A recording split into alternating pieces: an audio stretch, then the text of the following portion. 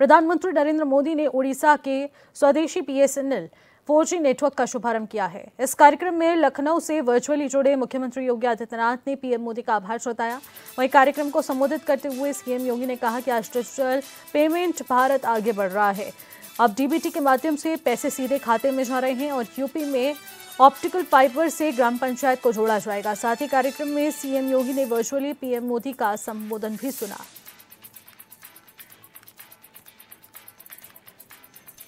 तो यूपी में optical fibre से ग्राम पंचायत को जोड़ा जा रहा है और इसी के चलते एक बड़े कार्यक्रम का आयोजन डीबीटी के माध्यम से सीधे खातों में पैसे जा रहे हैं, इसकी जानकारी भी दी गई है। ऐसे में सीएम योगी आदित्यनाथ ने अपने संबोधन में प्रधानमंत्री मोदी का अभिवादन किया और पीएम मोदी की बातों को भी सुना। डिजिटल पेमेंट से किस तरीके से भारत आगे बढ़ रहा है और तीसरी सबसे बड़ी अर्थव्यवस्था बनने की दिशा में किस तरीके से भारत की भूमिका रही है और इसी में डिजिटल पेमेंट सबसे बड़ा यहाँ पर गेम चेंजर है, जिसके चलते देखने को मिल रहा है कि आधुनिक युग में डीबीटी के माध्यम से सभी के बैंक खातों में आसानी से पैसा चले जाता है, जिस वजह से लोगों को आसानियां हो रही हैं और डिजिटलाइजेशन के जरिए यहां पर अधिक से अधिक लोग जुड़ते हुए नजर आ रहे हैं और इस ऑप्शन को ऑप्ट करते हुए ज़्यादातर लोग इस वक्त बने हुए हैं।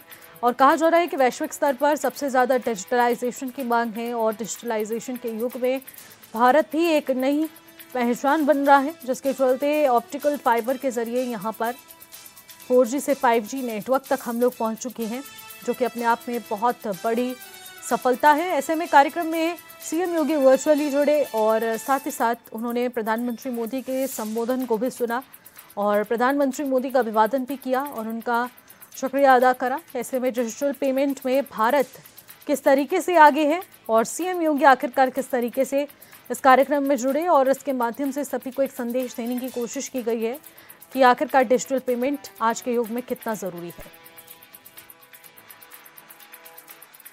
और मैं चाहूं यूपीआई दुनिया के अंदर सर्वाधिक डिजिटल पेमेंट करने वाला,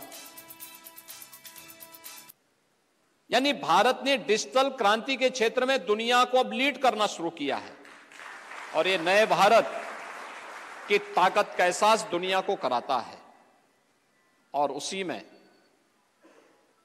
अब बीएसएनएल भी 4G की इस क्रांति के साथ दूर दराज के उन क्षेत्रों में जहां पर हम लोग झेलते थे, दूर दराज के गांवों में, क्योंकि मुझे याद है 2017 में जब मुझे मुख्यमंत्री का दायित्व दिया गया था, हमने तय किया था कि ऑप्टिकल फाइबर के माध्यम से या नेटवर्किंग के माध्यम से हम बीएसएनएल की सेवाओं को हर ग्राम पंचायत के साथ जोड़ें।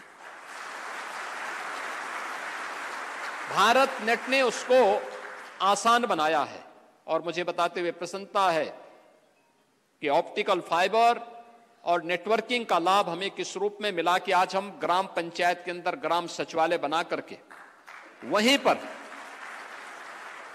पर हम आय प्रमाण पत्र, निवास प्रमाण पत्र, जन्म और मृत्यु प्रमाण पत्र ग्राम पंचायत में गांव के लोगों को उपलब्ध करवा रहे हैं। न केवल इससे रोजगार का सृजन हो रहा है, बल्कि बैंकिंग की सेवाएं भी बैंकिंग कॉरेस्पॉन्डेंट सखी के माध्यम से गांव गांव में उपलब्ध करवाने का कार्य इस बेहतरीन नेटवर्क के माध्यम से आज प्रारंभ हो गया है। आपने देखा होगा पहले किसी भी वृद्धजन का, किसी निराश्रित महिला का, किसी दिव्यांग जन का या किसी भी रिटायर्ड कार्मिक का कोई पेंशन की सुविधा होती थी, उसके लिए उसको चक्कर लगाने पड़ते थे, कार्यालय चक्कर लगाने पड़ते थे। अगर 300 की पेंशन होती थी, 6 महीने में एक बार आती थी, 1800 रुपए कुल हुए तो 1800 में 900 ही उसको मिल पाते थे। 900 रुपए भ्रष्टाचार की भेंट चढ़ते थे। प्रधानमंत्री जी ने व्यवस्था की कि अगर 1800 रुपया है तो 1800 रुपया ही उसके अकाउंट में जाएगा, एक भी पैसा कम नहीं कोई भेज सकता। आज हम 1 करोड़ निराश्रित महिलाओं, वृद्धजनों और दिव्यांग जनों को 12,000 रुपए सालाना पेंशन की सुविधा देते हैं और सारा का सारा पैसा हम डीबीटी के माध्यम से उन तक पहुंचाने का काम करते हैं। 60 लाख से अधिक अनुसूचित जाति, जनजाति और ओबीसी के छात्रों को स्कॉलरशिप देते हैं।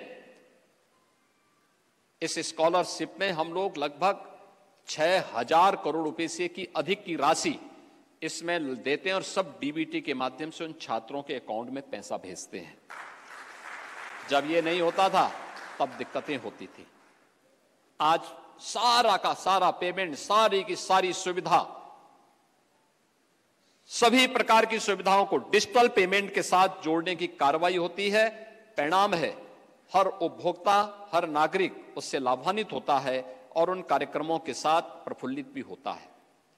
ये नेटवर्किंग हमारे लिए उन दूर दराज के क्षेत्रों में, खासतौर पर नेपाल बॉर्डर पर, चंदौली, सोनभद्र, मिर्जापुर, चित्रकूट के उन नक्सल प्रभावित क्षेत्रों में अत्यंत महत्वपूर्ण भूमिका का निर्वहन करने में सहायक हो रही है। और अभी ये 4G है, आने वाले समय में हम 5G और 6G का भी इंतजार करने जा रहे हैं। 17 के पहले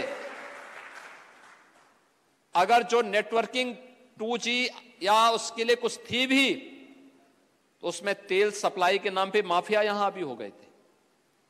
हमने उनकी कमर तोड़ी है और कमर तोड़ करके व्यवस्था सुनिश्चित की कि माफिया इसमें न घुसने पाए। किसी भी स्टेक होल्डर के साथ कोई अन्याय न करने पाए।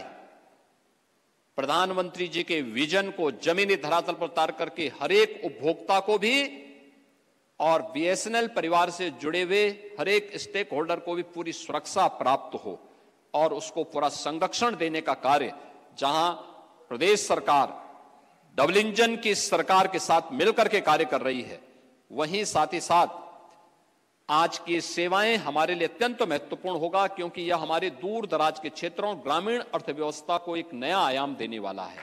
ये नए भारत का और विकसित भारत की आधारशिला तभी होगी जब ग्राम पंचायत आत्मनिर्भर होगी, नगर निकाय आत्मनिर्भर बनेंगे। आत्मनिर्भरता केवल एक आईटी और इलेक्ट्रॉनिक्स के फील्ड में नहीं, हर क्षेत्र में, और यह भी ग्रामीण अर्थव्यवस्था को एक नई गति टेक्नोलॉजी देगी, ये तकनीक देगी। और मुझे पूरा विश्वास है कि बीएसएनएल की भारत नेट की सेवा एक नए भारत और विकसित भारत के निर्माण में प्रधानमंत्री जी के विजन को प्रभावी ढंग से आगे बढ़ाएगी। मैं आज के इस अवसर पर एक बार फिर से इन सभी सेवाओं के लोकार्पण के लिए प्रधानमंत्री जी का वर्चुअल उत्तर प्रदेश के अंदर इस बेहतरीन सेवाओं को आज लोकार्पण का कार्यक्रम होने जा रहा है। पूरे देश भर को आज इस सौगात विजयादशमी के उपहार के रूप में प्रधानमंत्री जी देने वाले हैं। मैं इस अवसर पर उत्तर प्रदेश वासियों की ओर से उनका हृदय से आभार व्यक्त करता हूं। केंद्रीय संचार मंत्री श्री ज्योतिरादित्य सिंधिया जी को इस आमंत्रण के लिए हृदय से धन्यवाद देता हूं। बीएसएनएल परिवार और उनसे जुड़े हुए अन्य सभी स्टेक होल्डर्स को हृदय से धन्यवाद ज्ञापित करता हूं और आप सभी अन्य स्टेक होल्डर्स को बधाई देते हुए आप सबको शारदीय नवरात्रि और विजयादशमी की मंगलमय शुभकामनाएं देते हुए अपनी वाणी को विराम देता हूं। धन्यवाद।